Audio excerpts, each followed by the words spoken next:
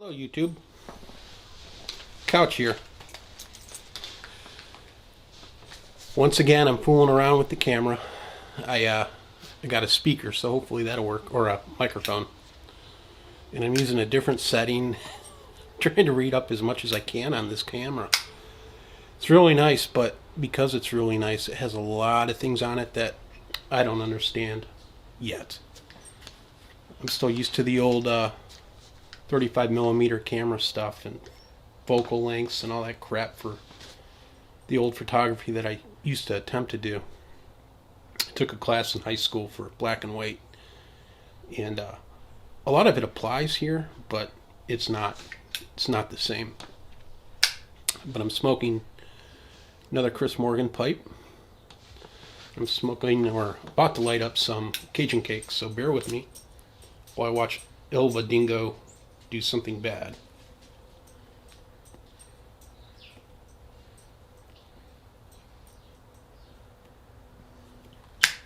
Yeah, she's over there by the car.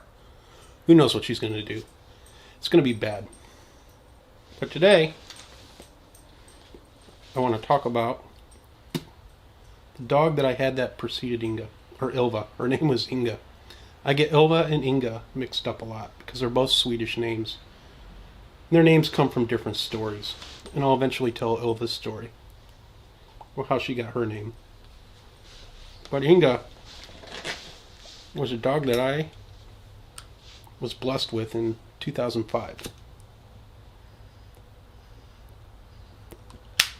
Back when I lived in Cleveland. I was back in Elyria, Ohio, which is in Lorain County, Ohio. So I'm doxing myself. And there was a pound. I believe it was a no-kill shelter where we found Inge. But one day, I got it in my craw that I need to finally get a dog. And then I just woke up one day, probably from a drunken stupor. Decided to call a local place, and I wanted a German Shepherd. My buddy at the time back in Cleveland had a German Shepherd dog previous to Inge. I liked him. He was a good boy. And as you can tell, Ilva has some Shepherd in her, along with something else that's probably just as insane.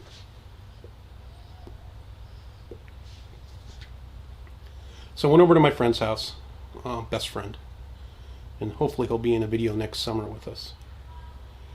And we went to go check out Inge. I had called and they said there was a Shepherd mix.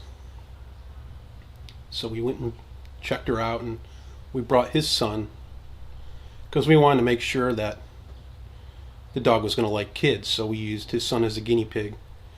And if the dog that we were looking at killed his kid, then it would be a bad idea to get the dog. So they let Inge out of her cage, and if I remember right, and this is probably biased memory of some sort, but she immediately went up to Gavin's his name, and gave him a kiss, and ran down the stall, the kennel, and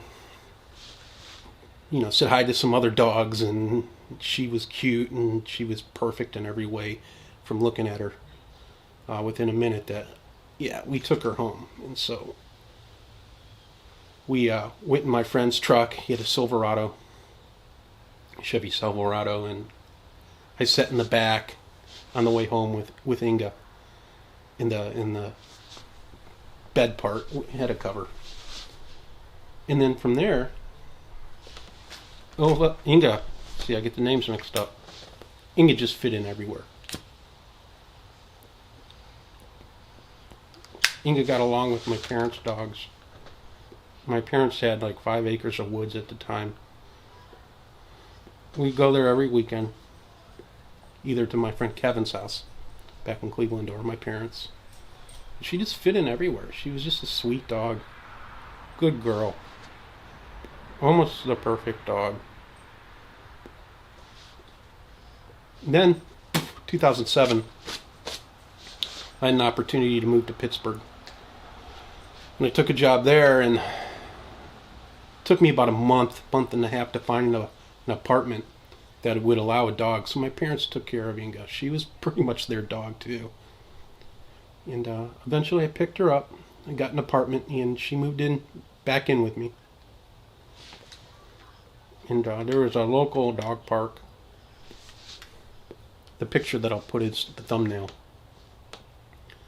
In Monroeville, Pennsylvania, where, we went up there a couple times a week, and everybody loved her. I mean, she was just a quirky dog. When she peed, she lifted her left leg or right leg. She peed like a boy. She's just sweet.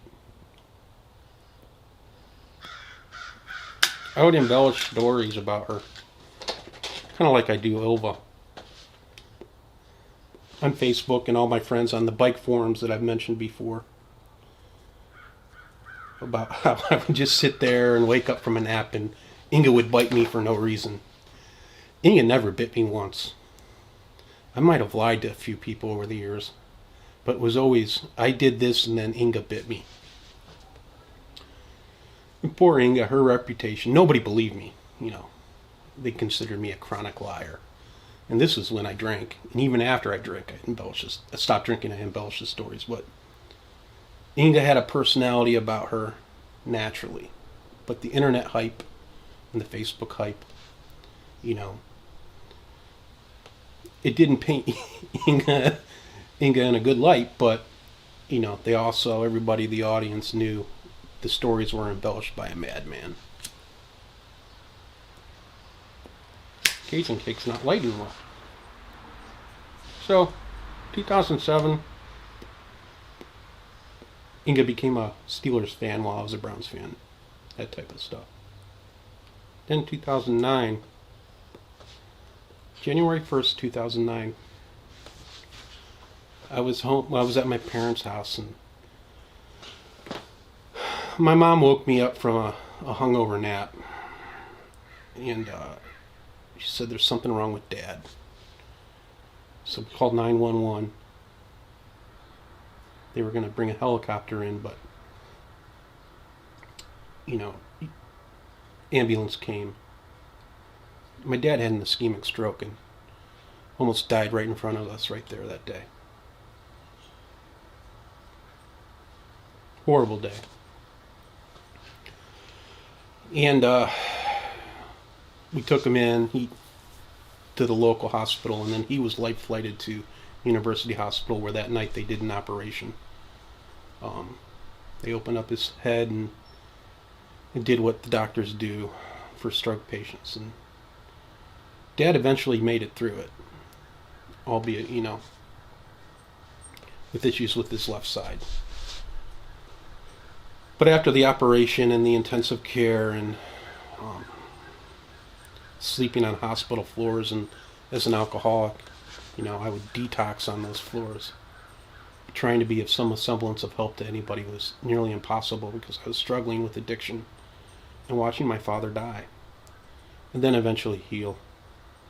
He stayed in a nursing home nearby for several months, and I would go back home every weekend from Pittsburgh to Cleveland to help Mom, to keep her going and help her on the house. And eventually when Dad moved home, I would help Mom with Dad on the weekends. But we would take into the nursing home my dad's dogs. My dad had two dogs, Lisa and Daisy.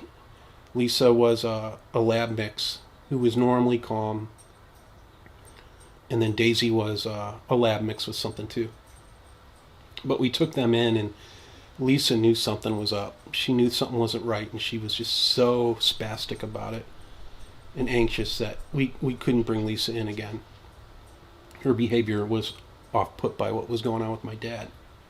So we decided to bring Inge in because my dad loved her.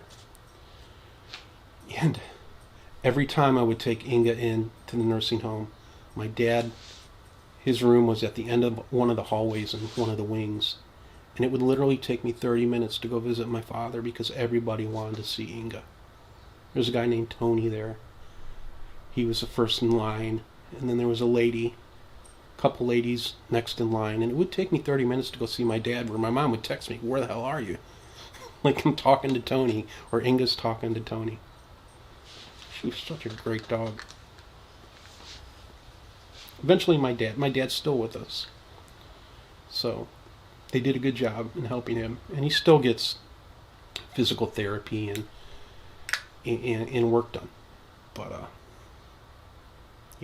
the fact that this dog, this fluff ball, so sweet, just it brightened everybody's life, and it made going to see my father even that more special, that everybody loved my dog, or loved Inge, our dog. Then the next part of the story about Inge and how wonderful she was. January 2nd, 2011, I got sober after years of abuse. And January 1st, 2011, I made the horrible mistake of an alcoholic, of drinking the last of my booze. And that January 2nd was on a Sunday. And Pittsburgh sold alcohol on Sundays, sold vodka, which is what I primarily drink. But they were all closed because it was a state holiday. And even though I thought I had prepared enough the week before, or the day, Friday and Saturday before, I ran out. The ugly thing about alcoholism, when you were at the point that I was, is if you stop drinking, you could die. It's just that simple. So I woke up around 4 or 5 o'clock that morning, shaking like a leaf, convulsing. Oops. Sorry about that. I have my phone on me because my parents might call. We talk on Sundays. And I started convulsing, and it was bad. It was the worst detox, quick detox that I've ever had. And the only thing that kind of helped was walking Inge. So at like 6 in the morning, I was out there walking Inge. And then I came back in, and I turned off all the lights and laid down on the floor and shook and shook and shook. But Inge was right near me. She was right near me. I ended up, she laid next to me. I ended up calling my mom and telling her, I got to go to the hospital. This is it. She was relieved. So she drove all the way from Ohio while I went and started detoxing in the emergency room. And they picked up Inge and they took care of her. Eventually I went back to Ohio for a week to make sure that, I was taking my medication after a week of detoxing. And my parents took care of her. Eventually, I took her back to Pittsburgh and then, did my thing to stay sober. 2014, we moved to Rochester. And where my girlfriend lived at her apartment, I wasn't allowed to have a dog, so the Airedale lady took Inge for about a month and a half. She spent time with an older Airedale there named Baron, and they became boyfriend and girlfriend, and they just got along, and Inge loved her husband. Inge loved everybody, but Inge loved her husband, and every night I'd get pictures of Inge having vanilla ice cream with her husband, and it was just great. Then eventually, we got an apartment, and Inge moved in. It was awesome, just having her, and I'd walk her every night. But Inge had lived a long life. When I had gotten her, she was 2 to 4 years old. And we estimated that, at the time that I had to make a really rough decision, that Inge was 15 years old. She couldn't hold she couldn't go potty, couldn't hold potty. She couldn't hold, her pee. No matter how often I walked her, and her back legs were bad, and she was getting blind, and she was just gray, and she was hurting. Walking was hard. Unless it was cool out, walking her was hard. Her blood flow was bad. So in June of 2016, I made a decision eventually that it was time, and it broke me, when I had her put to sleep, and I remember, man, I'm gonna cry.